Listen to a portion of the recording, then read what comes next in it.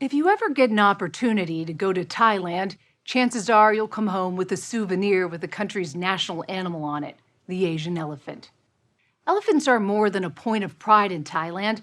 They're part of the country's identity. A century ago, 90% of Thailand was covered in lush forests where over 100,000 wild elephants roamed. Today, that natural habitat has been reduced by more than half, with only an estimated 4,400 wild elephants remaining. That dwindling landscape has created a growing conflict between humans and elephants.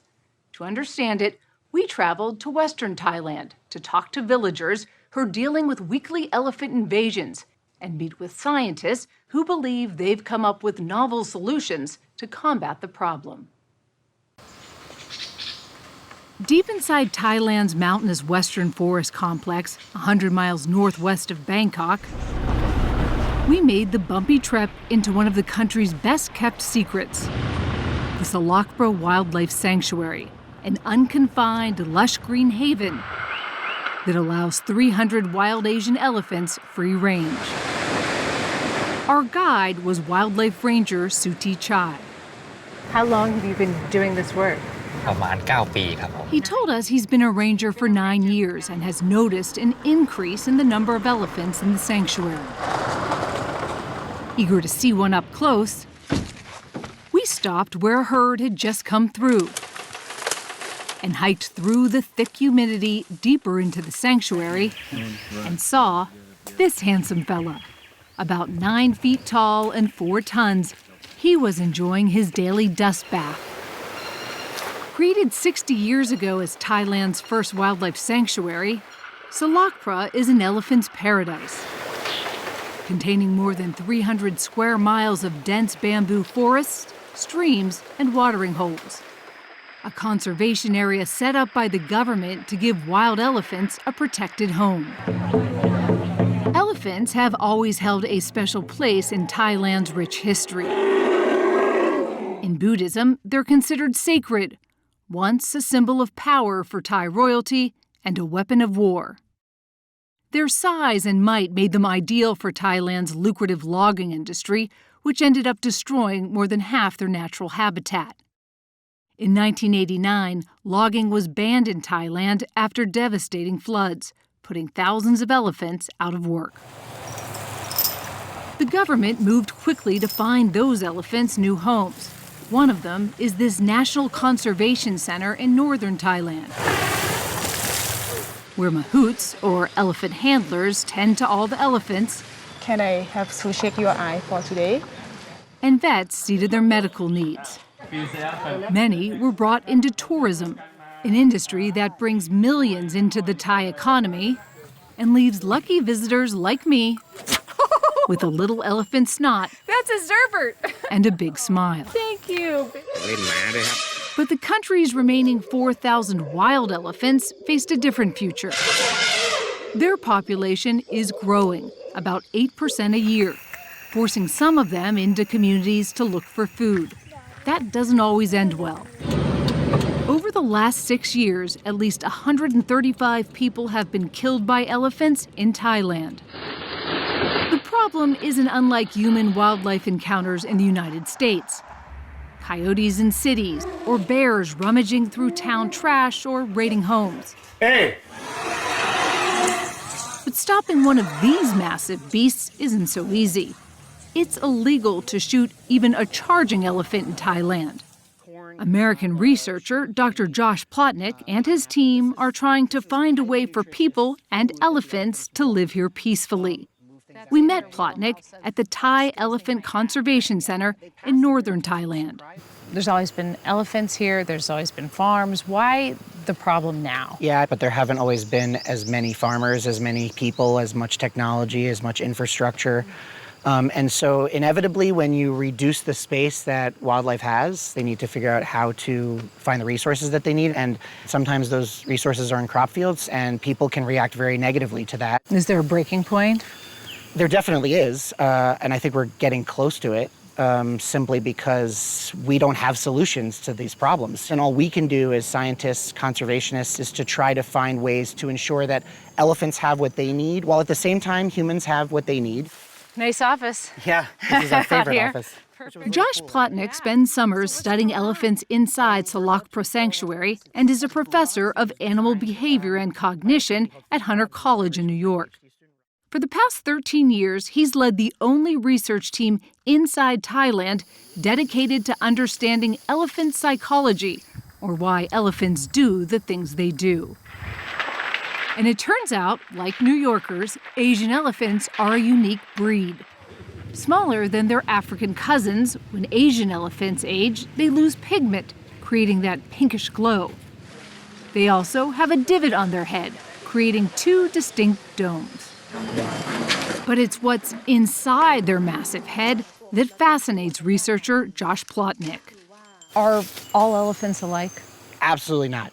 I mean, we see on innovation and problem solving, how they react to novel objects, how well they cooperate with each other. Some are more afraid of things they've never seen before, some are less afraid, some are brave when it comes to interacting with predators or humans. Asian elephants' brains are 4 times larger than humans. They're one of the most intelligent animals in the world, which means much of their behavior is learned rather than instinctive. Those unique experiences create unique personalities. And so that variation, which not only tells us something about personality in elephants, it also helps us understand why human-elephant conflict is happening and why not every elephant in the wild is interacting with people in such a way that results in these negative interactions. And that's the key of all this, right? We think so. Yeah. What most people don't understand is that now it's not me looking across a field and seeing an elephant and being able to peacefully observe them. Now for villagers in some of the provinces in Thailand, every night they're worried not about this beautiful, majestic animal being on the periphery of their crop field, but this bulldozer coming in and eating their entire crop field. Stealthy bulldozers quietly rolling towards sweet, high-octane crops like cassava and sugarcane, sometimes wiping out fields and a farm's monthly income in one night. We're the elephant. We're walking from a safe place, the protected sanctuary, into a crop field, and they do this on an almost nightly basis. They'll come out of the sanctuary, they come up to this electric fence area that's protecting this cassava field, and they make a decision. Do I go in and munch on the cassava, or do I go back into the protected area? Surveillance cameras captured these elephants making that same journey from the sanctuary to those tasty cassava fields, carefully navigating the electric fence and raiding farmer Weera Maniwong's crops. Weera has been farming for 20 years. He told us his income has been cut by nearly a quarter due to weekly elephant incursions, something he's desperate to stop. Every night, he climbs a watchtower to look over his crops and patrols the edge of his fields for elephants, flashing a light from his truck or throwing firecrackers to try and scare them away. That seems like it could be dangerous chasing an elephant. It's very dangerous, but I have to do it. Otherwise, they will damage all my crops. What other kind of damage have you seen the elephants do in the village? They damage homes and cars. 3 people have been killed recently by elephants in my village, including my uncle. Pawina Etchachan is from another village 50 miles away. Her 54-year-old husband was killed trying to protect their crops. An alarm he had set up near the crops had gone off, but that night the elephant didn't go away. My husband ran out to try and scare him, and he tripped in the field, and that's when the elephant trampled him. And it's not just on farms. People in villages have been trampled as the elephants occasionally invade homes at night and run along roads, sometimes raiding sugarcane trucks along the way. So what do you do? I wish we had a simple answer to that question. There are a lot of different ways to do this. One is to focus on the people. Can we find different crops for them to plant that maybe the elephants aren't attracted to? Can we find ways to set up more permanent barriers?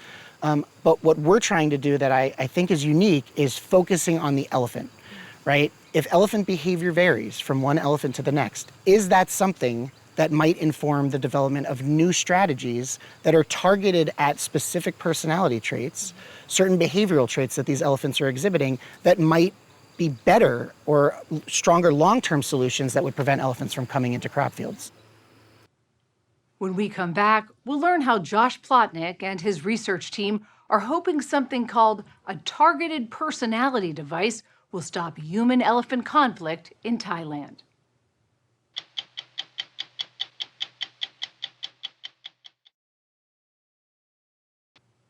When people and wildlife meet unexpectedly, the result isn't always good.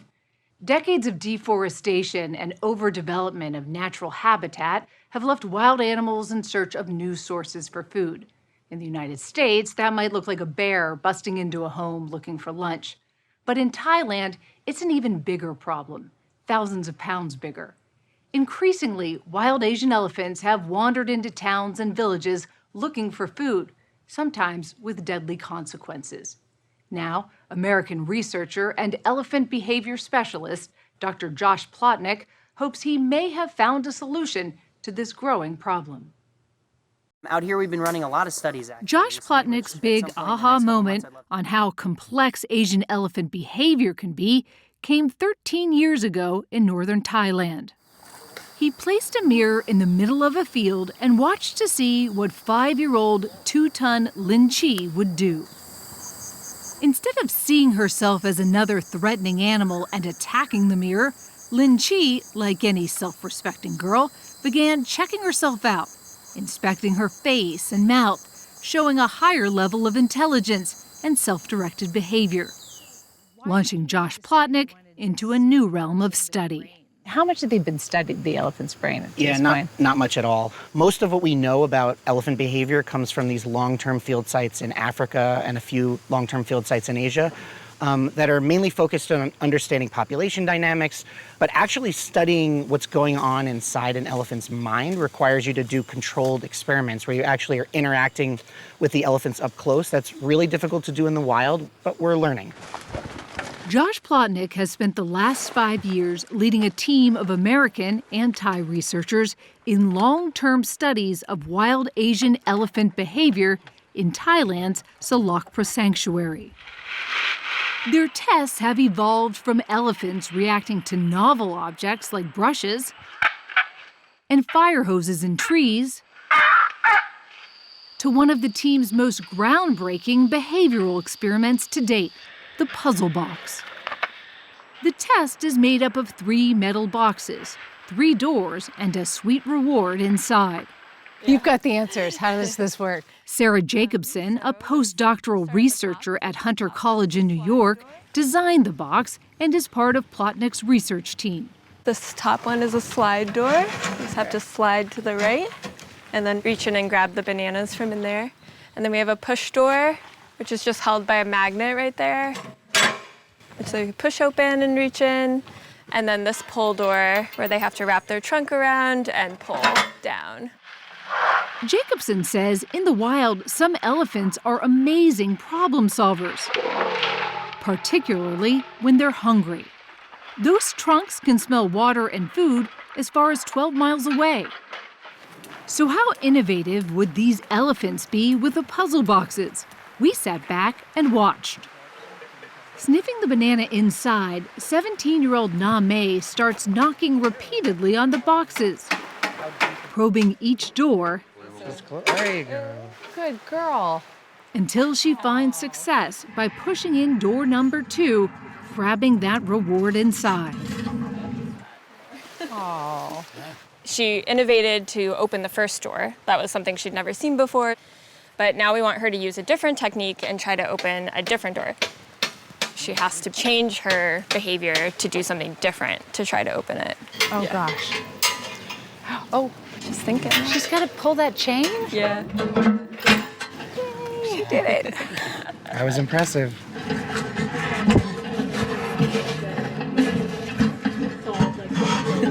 Oh, yeah, there you go.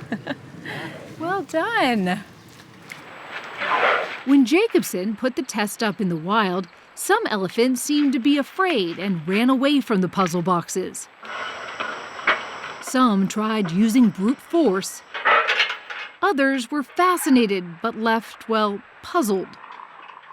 Over 2 years, 176 elephants approached the puzzle box, and 58 of them solved at least one door. But this one, a 5-ton adult male, put them all to shame, figuring out all 3 doors in less than 2 minutes.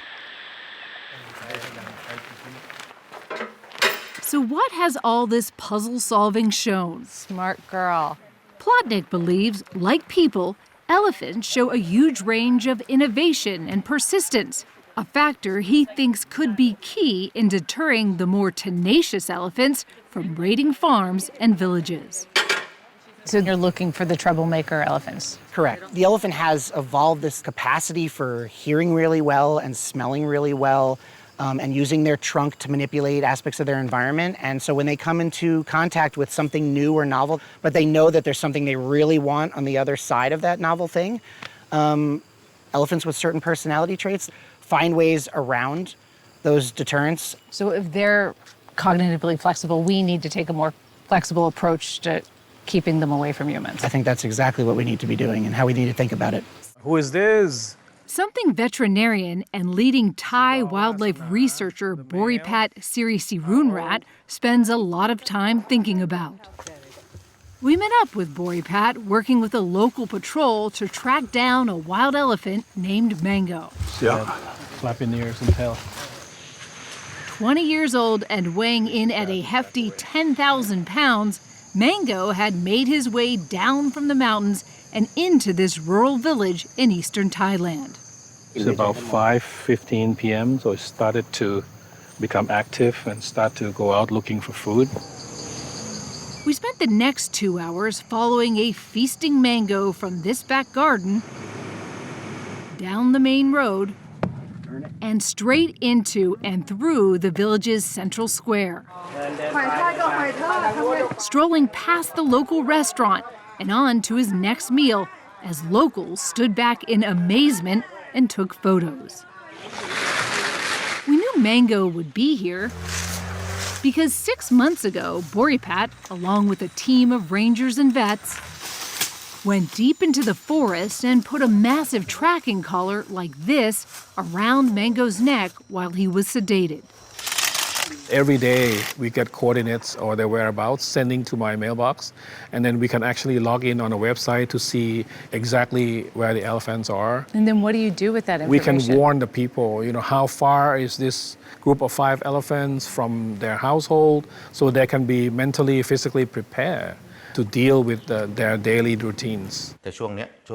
Elephants are tracked at this command center, where a team monitors 5 that have been tagged so far. Here, you can see a map of the village where we met Mango. The red dot and line show where he's headed and where he's been over the last 24 hours. Warnings are sent back from the command center to the phones of the village patrol. There's photos of the elephant that is spotted at night, in which property and which owner, so they warn each family to look out for the elephants and the danger that might come with the elephants.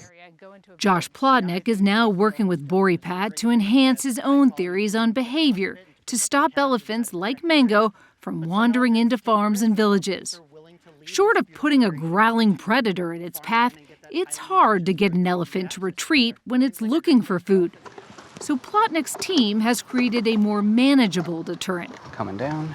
It's called the Targeted Personality Device. What's a targeted personality device? The idea is that you're basically targeting mitigation for human-elephant conflict at a particular individual based on their personality. Okay. It has 3 programmable components. So if an elephant is coming into a crop field regularly and the farmer and we as researchers can identify that elephant, we can say, okay, that elephant has these particular personality traits. Let's program this targeted personality device based on those traits and hope that that creates a situation where the elephant doesn't want to go into the crop field any longer. In other words, by knowing what kind of elephant they're dealing with, scientists can find the right thing to warn them away. We went with Josh Plotnick and researcher Matthew Rudolph to a farmer's crop field to see the targeted personality device in action. So this computer system allows us to play back multimodal sensory information for the elephant. In other words, we can display lights that strobe or have different colors. We can play back acoustic information that's programmed for a potential predator. And then we can spray olfactory information that sends a signal to the elephant that there might be the smell of a tiger or the smell of a human close by. So for instance, if Matthew were to press number 2, which would indicate an elephant that might be afraid of potential predators, it would play back the sound of a predator.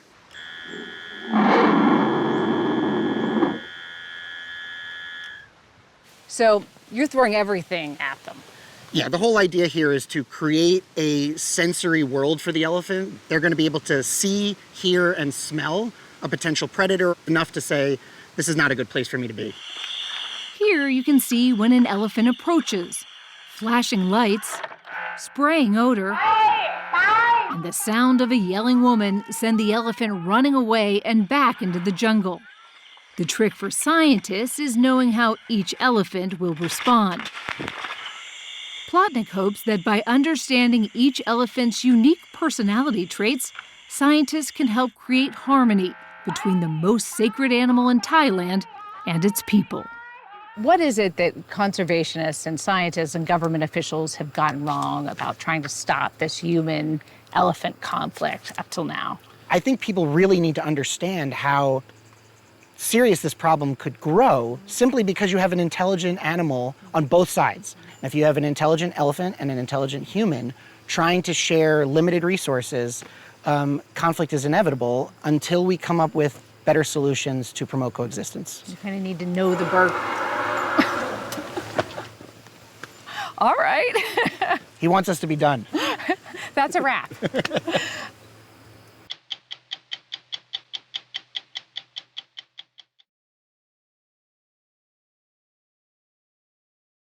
For 2 decades, a group of wild African elephants has been watched over, studied, and protected by their own guardian angel, an extraordinary American scientist named Andrea Turcalo.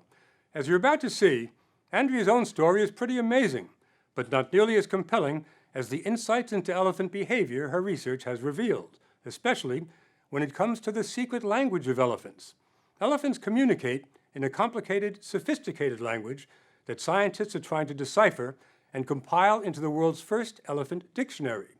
When we heard that this is all happening in one of the most magical places on Earth, a remote clearing in Central Africa, where forest elephants, the rarest, most mysterious, and most threatened member of the species congregate, well, we simply had to go. The Songa River flows through the Congo Basin along the border between Cameroon and the Central African Republic in the second largest rainforest on Earth. This remote corner of the world is the place Andrea Turcalo, a field biologist from Taunton, Massachusetts, has called home for nearly 2 decades. Andrea lives in a compound that she and a group of pygmies built from scratch. The pygmies help her run the place. Commuting to her job is a hike. The last couple of miles took us through some interesting terrain. Okay, now we're going to enter the forest, and the advice I like to give everyone at this point is to stick together. Stick together. Yeah, because if we happen to run into elephants, we should all stay together and move in the same direction so we don't confuse them. We don't want a confused elephant. A confused elephant could be dangerous. Fortunately, running into one on the trail is rare.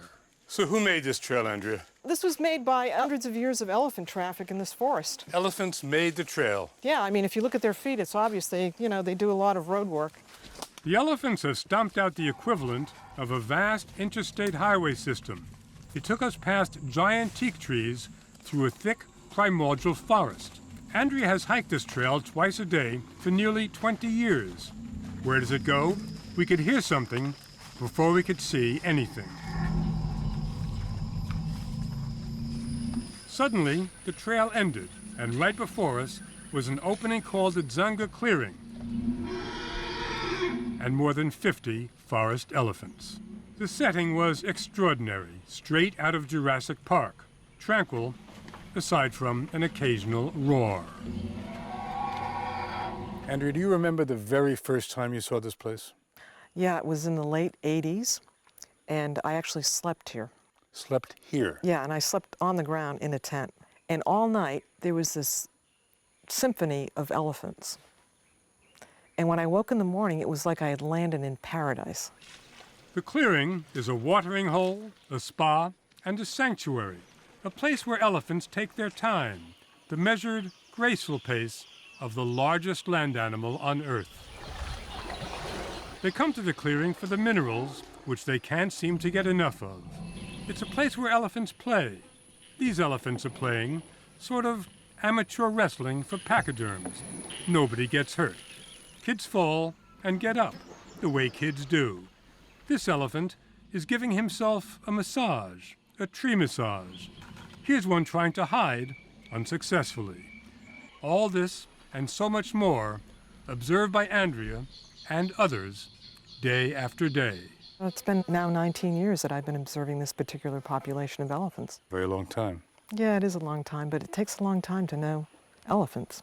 When Andrea first came here, she knew almost nothing about forest elephants. Today, she's the world's leading expert on them. From an observation deck on the edge of the clearing, she collects scientific data for Cornell University and the Wildlife Conservation Society. She watches elephants almost every day for hours, counting their numbers, monitoring their health, and observing their social behavior. What are the basic differences between the boys and the girls? Females and their young stay together for longer periods of time. As you can see, these groups are made up of adult females and their young. And bulls tend to leave their groups early and be solitary. But they occasionally meet up with their families and speak to each other. But the boys go off on their own and just sort of drop by now and then. Yeah, they like adventure. They don't like the group life. Are there other ways in which elephants are like us? The females tend to like to be courted by older, experienced males. Uh-huh, they don't like the young ones. No, the young ones want to get to the point too quickly. Now, what are they making noise about right now? That's the Penelope family, and it's their way of saying hello. Andrea knows it's the Penelope family because she named them, and nearly 1,000 other elephants. She also recognizes them by their voices, voices researchers are trying to translate into what could someday become an elephant dictionary. I find this elephant dictionary you're compiling exceedingly fascinating. I mean, how large a dictionary will it be? We don't know. We have to really know a lot more about the behavior of these animals to sort of sort out these different vocalizations and what they mean. Andrea's expertise brought her to the attention of Cornell University. Peter Regg, a behavioral biologist from Cornell, says the dictionary is still in its early stages. We're in kindergarten. We're just learning the very first few words. And Andrea is going to help us put those words together. And you say we're in kindergarten now. Yes. Are we in the process of compiling a child's dictionary? Even an infant's dictionary. It's a very, very complex process because we can't ask the elephant, what did you just say? But they can match elephant sounds with behavior they can see and classify those sounds into distinct categories. Can you tell me what some of them are? Well, there's these low-frequency rumbles. It sounds like a big cat purring, and those are the vocalizations that help keep groups in contact with each other. There are protest calls. In newborns, you have a particularly high cry, and when you hear it, you know it's a very, very young calf.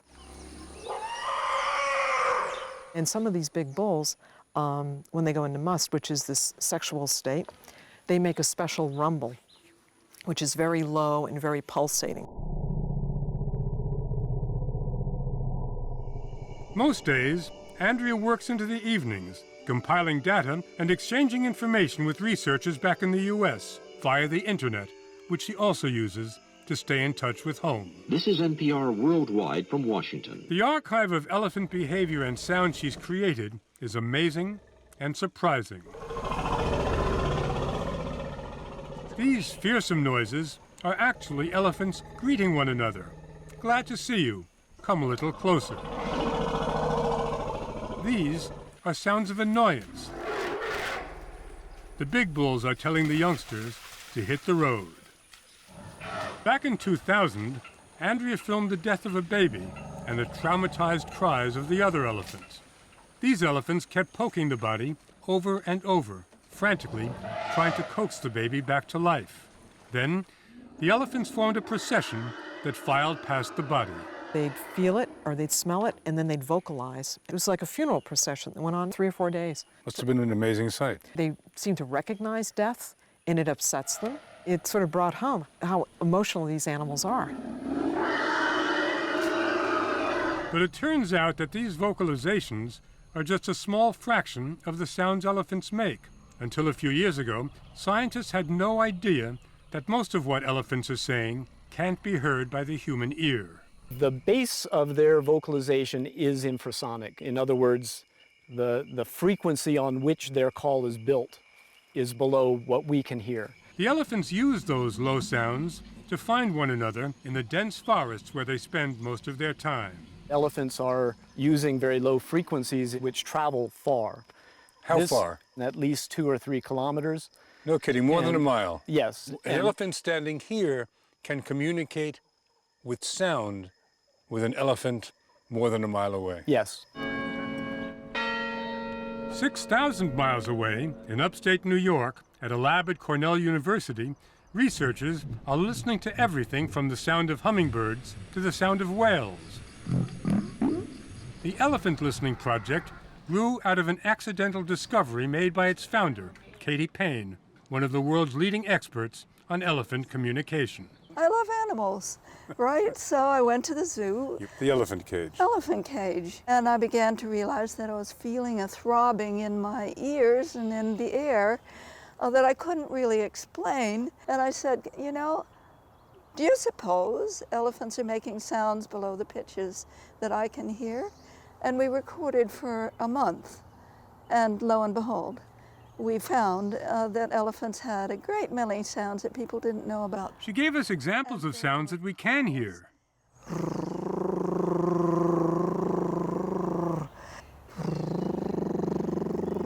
Sound which I interpret generally as everything is in order. Everything's okay with the world. Everything's okay. But then how do you discover the meaning of these sounds? You just watch and watch and watch and record and record and record and keep the two together. Which brings us back to Andrea. Once or twice a year, she visits Cornell with her latest recordings. And you're giving them the material with which they work? Yes, this is a scene we filmed on the 1st of May, the first birth we witnessed in 19 years. Oh, they're 2 females. After oohing and eyeing over the new baby, as anyone would, the scientists get down to the business of figuring out what the elephant sounds mean. I'm betting like that these 2 calls are the same individual. Figuring out which elephant is talking, where it's located, and what it's saying has been a big challenge. Researchers initially strung 9 acoustic recording devices around the clearing. As the sound reached each recorder at a different time, they could pinpoint the location of the speaking elephant. Picking up sounds too low to hear was another challenge, but recording the sounds normally and playing them back faster was a revelation. For example, the clearing at night sounds like this. Played back 3 times faster, this is what the clearing sounds like.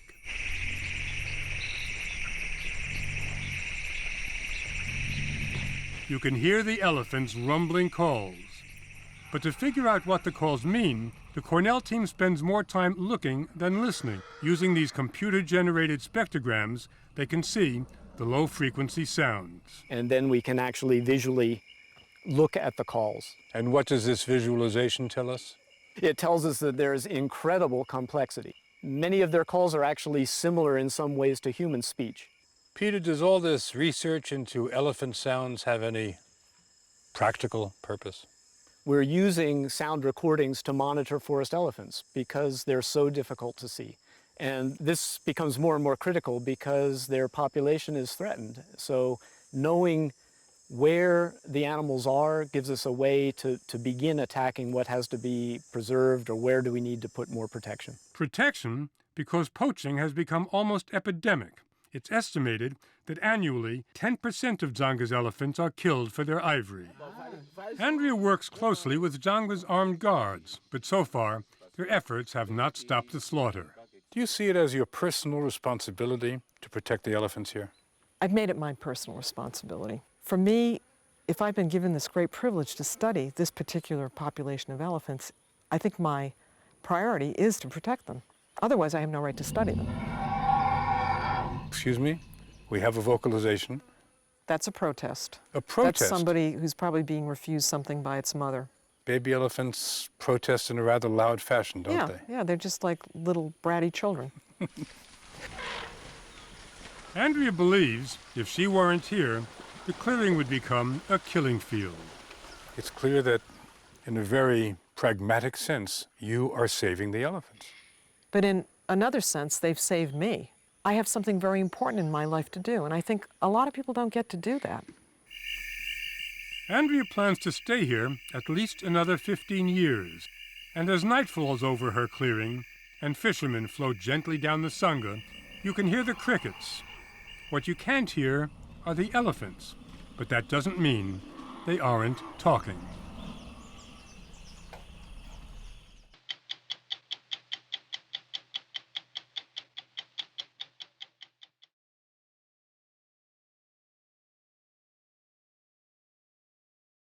Can you imagine an orphanage that's a happy place? We couldn't, but then we found one.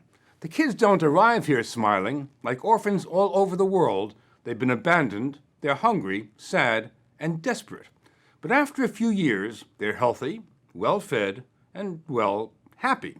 The orphanage is in Kenya, outside Nairobi, and we might as well tell you now, it's an orphanage for elephants. They've been orphaned because their parents, their mothers mainly, have died, or more likely been killed in the bush. Poachers kill large elephants for their ivory. A young elephant can only survive a day or two without milk, so the orphanage's first job is to find the orphans, fly them to the orphanage, and before anything else, feed them.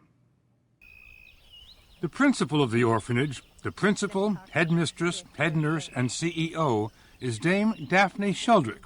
She founded the place, has been working with elephants for 50 years.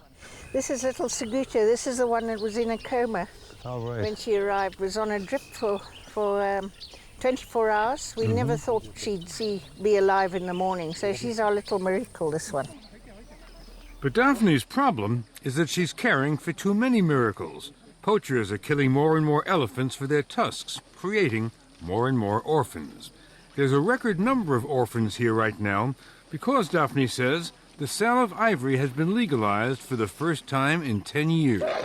A few African countries have been given the right to sell their ivory stockpiles, more than 100 tons of tusks, to China and Japan. And conservationists point out this is yet another blow to Africa's elephants. Do you see any correlation between the decision to auction off the ivory and the number of orphans? We do. Every time ivory is auctioned legally, there's a rise in poaching. And we also see the correlation in the price that's paid to the poacher for illegal ivory. Is the price going up? It's gone from 300 shillings a kilo to 5,000. That's about $1,000 a tusk. And in Kenya, the number of elephants killed by poachers has increased by 45% this year alone. A rather amazing rise, isn't it? It is. It's a scary, frightening rise. Poachers were behind the death of this elephant. Her trunk was caught in one of their snares, and she had no way of feeding herself or her 6-week-old baby boy. He just couldn't accept the fact that his mother was dead, so he continued trying to suckle. Eventually, the keepers got him to drink their milk. They called him Shimba, and he was in such bad shape that nobody thought he would survive. But then he was brought to the orphanage, and things began going his way. He's 27 months old now, and is in very good shape. Very muscular, very strong, and he's beginning to grow tusks. He never stops eating. In fact, that's the first love of every orphan here, eating. The institution has a dining area, and that's not all. As we found out when we first dropped by here 3 years ago, it has everything you'd want in an orphanage. Dormitories, each orphan has a private room, a communal bath, and a playground. The regimen at the orphanage is anything but Dickensian. Unlike Oliver Twist, when one of these orphans asks for more, that's what he gets, more. Ultimately, Daphne finds elephants more sympathetic than people. What is the most extraordinary thing you have learned about elephants? Their tremendous capacity for caring is I think perhaps the most amazing thing about them, even at a very, very young age, they're sort of forgiveness, unselfishness. So, you know, I often say, as I think I've said before, they have all the best attributes of us humans and not very many of the bad. Just about the best people you've ever met are the gentlemen who work here. Keepers, they're called, and they have extraordinary jobs. There is one keeper per elephant. He'll spend 24 hours a day with his charge, 7 days a week. A keeper feeds his elephant every 3 hours, day and night, just like Mom would. He keeps his elephant warm, not like Mom would, but with a blanket. And when it's sleep time, he beds down right next to his elephant. If he leaves, if ever so briefly, the baby wakes up and broadcasts his displeasure. The keepers are rotated now and then so that no elephant gets too terribly attached to any one of them.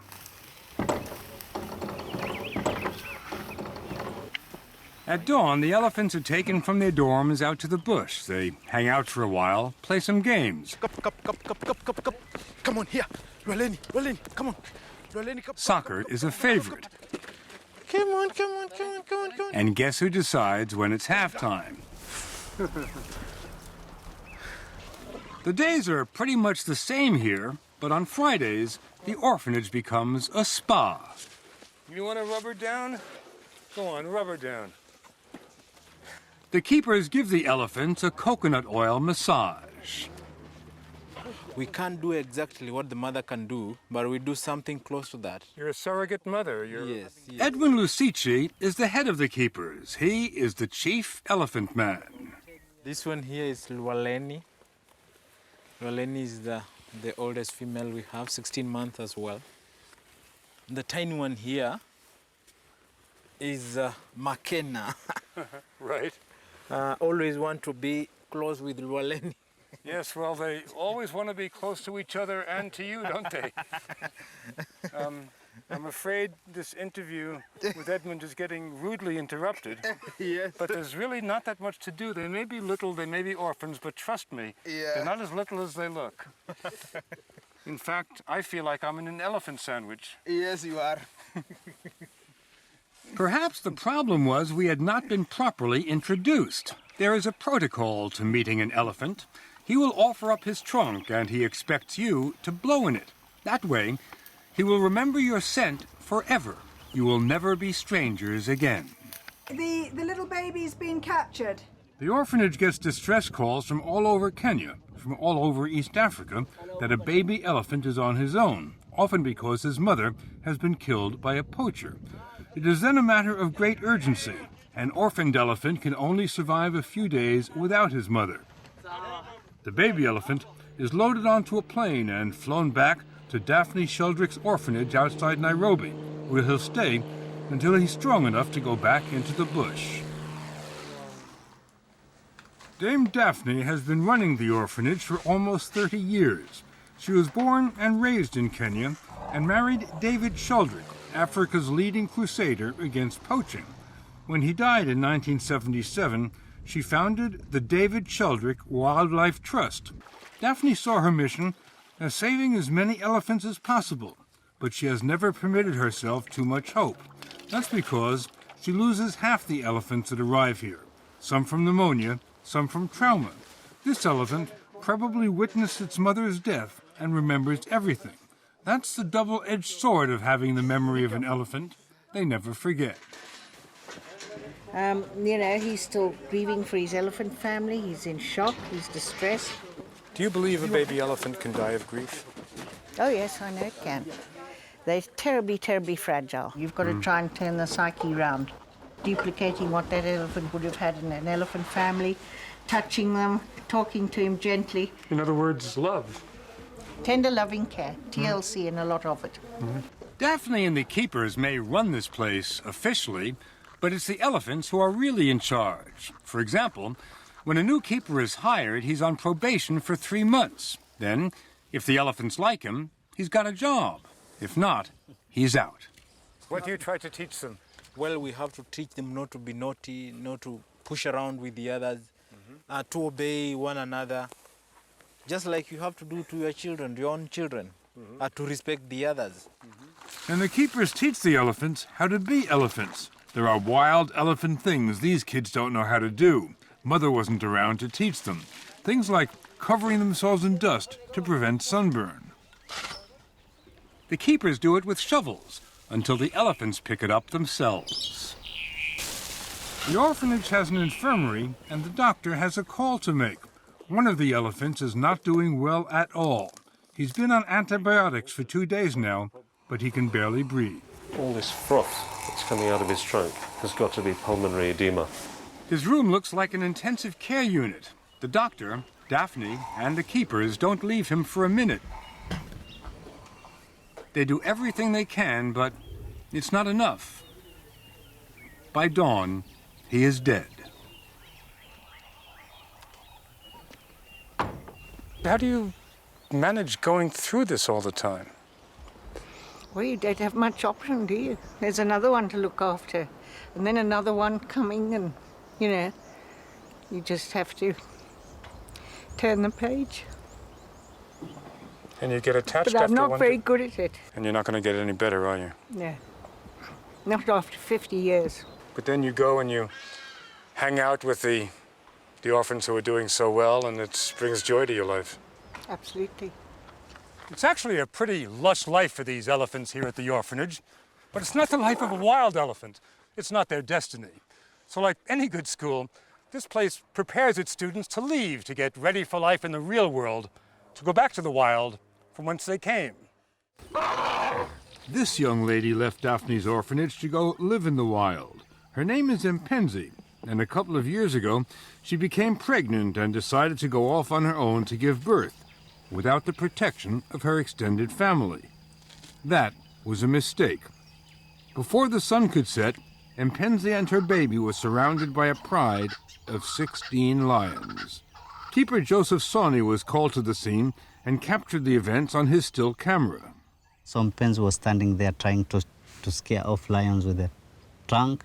Yeah. But when they came, she tried to push them on this side, others come at the back. Mpenzi didn't have a chance. Yeah. How did you and the other keepers react? It was so sad. In fact, everybody was crying. And there was nothing they could do to save the baby. It was a brutal lesson for Mpenzi. Nature has its own laws. They're a long way from the sheltered world of the orphanage. But this story has a happy ending. Just days before we arrived, Mpenzi gave birth to another little girl. The keepers have all come out to cheer her on. They named her Asante, which in Swahili means thank you. Mpenzi has learned her lesson. This time she makes sure her bundle of joy is surrounded by other members of the family. They help her up when she falls down and rescue her when she tumbles into a mud hole. So for the moment, Asante will be safe, at least until she grows tusks.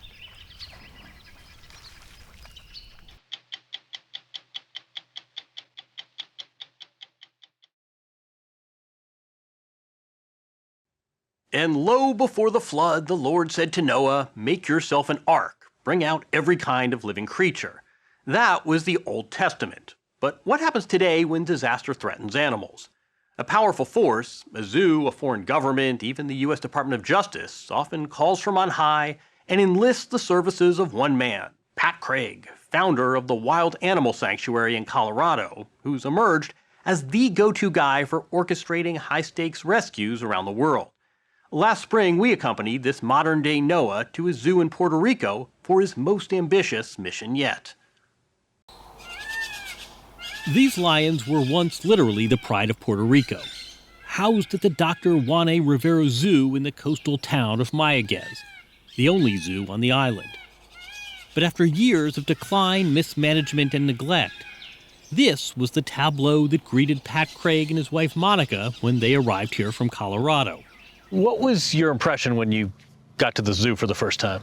The animals were very, very sad looking, and some of them were very, very sick. I felt physically and emotionally overwhelmed. And even while we were there, animals died almost on a weekly basis. Correct. So that felt even worse because we're present, and yet we were there too late. Over the course of a decade, the U.S. Department of Agriculture cited the zoo 24 times for substandard conditions and animal mistreatment. After Hurricanes Irma and Maria ravaged the island, the zoo closed to the public in 2018. For the more than 300 winged, scaled, and four-legged residents still captive, the situation turned from bad to downright desperate. We saw a zebra that had a horrible wound on her leg and her tail, and she couldn't stand up. We saw a pig that had a skin condition. Her skin was just falling apart. A mountain lion's untreated cancer had been allowed to spread all over its body. Seeing the mountain lion suffering the way that he was, that broke my heart. And not being able to, Yeah, help him. Yeah. It was just so evident that this facility was way beyond repair. The U.S. Department of Justice, which enforces federal animal welfare laws in the states and Puerto Rico, agreed, and in February staged an extraordinary intervention, sending a battalion of agents to the zoo to evacuate every single species to permanent homes on the mainland. To lead this mission, to captain this ark, as it were, the DOJ tapped wild animal sanctuary founder Pat Craig. We were there in April to witness the operation. Equal parts military-style logistics and battlefield extraction. Among the targets, 7 lions sweltering in a concrete bunker. And they never hooked up the power after the hurricane. They never hooked up the power to the zoo. Never. Wait. There's a zoo that's functioning with animals there, and there's no power? There's no Power. electricity. And then if you look at the pictures from the inside of their building, it's the old steel bars, just like jail cells, all in a row. When it came time to coax the cats out of their cages, Craig entered the lion's den. I gather the lions weren't necessarily happy to see you and go with you. What happened? They're definitely defensive because they don't know who we are and what we're doing and why. And so we show up and we're like, believe me, you got to trust me. We're trying to help you here. The sweet-talking didn't work. So they deployed Plan B, sedation. Hard to watch, but accepted practice when rescuing uncooperative carnivores. Over the course of 5 months, Craig and his team of 20 used patience, prodding, pursuit, and grape jelly to lure each animal into its custom-built crate. A camel, a kangaroo, a rhinoceros, these stubborn hippos. Monica Craig, a native Spanish speaker, had hoped to coordinate with the local staff. But the team from Colorado mostly had to go it alone. She says the zookeepers in Puerto Rico often refuse to help. We tried many days to communicate with them and trying to tell them, hey, we're not bad people. We're just trying to do what we're supposed to be doing for these animals and give them a better home. What was the response to that? They were upset. They were like, no, I don't think that's right. The animals belong here. It was a sentiment shared by many in the community, and at times resistance curdled into outright sabotage. The rescue team had nearly wrangled Mundi, once a star attraction, into her transport crate when suddenly, out of nowhere, this elephant just flies up, tears out of there, starts running around. What do you think happened? Well, I think somebody shot her with a BB gun, if you ask me. And hit her in the rear end? Hit her in the rear end just to make her hate that crate. Yep. Now she thinks that crate did something to her. we reached out to Puerto Rico's Department of Natural and Environmental Resources, which is responsible for the zoo. In a statement, it said the animals were provided with comprehensive care and denied there was any neglect, blaming problems at the zoo on hurricane damage, limited resources, and aging animals. Once the transport was finally ready, a police escort to the airport. Then the animals were loaded, one by one, onto charter flights bound for new homes Craig had arranged at sanctuaries across the U.S. How do you ferry to safety an 8,000-pound elephant like Mundi? On a 747 cargo jet, of course. Departure brought a sigh of relief. When she took off, I cried because I said, thank you, God. She's in, it's over. She's out of here. There's no question about it anymore. Pat and Monica Craig took as many of the rescues as they could back to their 1,200-acre facility. A vast menagerie roams the grassy enclosures on the high plains of eastern Colorado. Each of the 700-plus animals here came with a sad backstory, wagging their own tales of woe, as it were. Tigers kept in garages as pets. lions saved from a zoo in war-torn Ukraine, bears abused at a Korean medical facility. Now 64, Craig got the idea for the place as a teenager in the 1970s, when a friend who worked at a zoo gave him a tour behind the scenes. There were all these animals, lions and tigers, that were in small cages, and he said, these will be euthanized. And I thought, wow, this is crazy, you know. These are healthy, they're not old, they're not sick. Craig decided right then and there to open his own sanctuary on his parents' small Colorado farm. With few regulations to guide him, he built the animal enclosures himself and scoured biology books for pointers. Did you have any experience with lions and tigers? No, none. Did you have a degree in zoology? No, I was just starting college back then. It was going to be a business degree. And he quickly learned that lions and tigers are no house cats. In the early years, I was in the hospital more times than you could count. It was like, okay, don't do that again. And, you know, it's just so all those years of making mistakes and not getting killed. What specifically does a mistake look like? Pretty bad. I've had my left arm almost completely torn off. I've had bit through the chest and collapsed lungs. The animals Craig can handle, but on his missions to hostile environments around the world, it's the people he often needs extra help managing.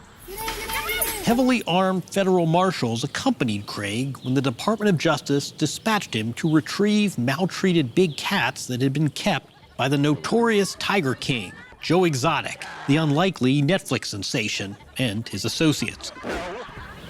These two were among the 141 animals Craig liberated and brought back here. What kind of conditions was Joe Exotic keeping these guys in Oklahoma? Well, you know, it was just all these really small cages that were just in, you know, line after line, because it was a gigantic breeding operation primarily. Let's go. The rescue missions and the sanctuary operate on an annual budget of $34 million. Funding comes mostly from private donations. When animals arrive here, this is often their first stop, designed to minimize shock by mimicking the conditions they came from.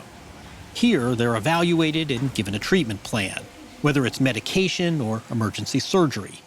Craig and staff veterinarian Dr. Michaela Vetters introduced us to Chad and Malawi, both rescued from Puerto Rico. How confident do we feel about our locks here? Confident. This guy wants to get out. She says, yeah. This guy's ready to hang out with us. They suffer from permanent neurological damage, likely caused by malnutrition, something Craig could spot just by looking. You see how she keeps doing that? Yeah, but different really, angle. she just doesn't have a control over it. Head tilting at an angle. Yeah, we've had literally hundreds of lions that have come through that have had that kind of problem. You've seen this before. Oh, yeah. The sanctuary devises a special diet for each animal, which requires 100,000 pounds of food per week, mainly donated by nearby Walmarts. Occasional cupcakes included. When we met him, Mikey the bear, another asylum seeker from Puerto Rico, was midway through his rehab. Right now he's in his lockout just so we can medically manage him. What did you see the first time you saw him? He was in a great deal of pain, very gingerly moving. We assume he's got, a great deal of arthritis, which we've provided medications for, and now he's getting around almost like a young bear. Nursing animals like Mikey back to physical health is one thing. Ministering to their emotional wounds is often a bigger challenge. Having been raised in captivity, many of the animals arrive with what amounts to severe PTSD. And they must be taught to trust the humans caring for them. They're already mad at people anyway because of whatever people had done. I had one tiger years ago that anytime you came near, he'd want to hit the fence and kill you. What's the timetable for trying to ease some of the trauma these animals have been through? Some were beaten, some were starved, some were mentally tormented to a degree, and so every case is different. So some of them will do it in a matter of days, some will be a few weeks. Doesn't that story imply, however traumatic this may have been, it's not irreversible? It's not irreversible. The goal of all this rehab is to get these wild animals to act the part. Remember Mundi? At the zoo, she had zero contact with other elephants for more than 30 years. We accompanied Craig on a visit to a refuge in Georgia where he placed Mundi under the care of conservationist Carol Buckley. This marked the first time Craig and the elephant had seen each other since Puerto Rico. What do you notice? Well, first thing, she just looks so much healthier, and just her demeanor is so much calmer and nicer. Every day when I would go see her in the zoo, I just hurt. And then now to see this is just amazing, just truly amazing. Hey, pretty lady. Buckley provides the care and feeding, but happily admits Mundi's real mentors are the other elephants here. You're just the innkeeper. That's You're just right. the chef. Hey, I just open and close doors and make sure the waters are running, you know. And the other elephant knows what they need to learn, and they're instructing them. It's fantastic. It is exactly the same as what happens in the wild. That's the same principle Craig employs at his sanctuary. And after 2 months of rehab, the lions from Puerto Rico were ready to enter their permanent habitat. All right, Robert's going to open the door. We were on hand for the release. No one quite knew what to expect, not least the lions. You can go, yeah. The first was reticent. But one by one, This must just be literally life-changing. they started to venture out, enclosed for their safety, and ours, but otherwise in a vast ocean of green. These guys have been in captivity their whole lives. This is the first. Yeah, this will be the first time ever that they've been able to either run or live in a big space like this, even have deep grass. Makes you feel good? Yeah, absolutely. This is why we do this. There were a few scuffles, but for Pat Craig, that's exactly what he'd hoped for. Lions acting like, well, lions. The animals come to this sanctuary from all over the world, but in this unlikely setting, here silhouetted by the Rockies in eastern Colorado, they find more than just sanctuary. They finally find a home.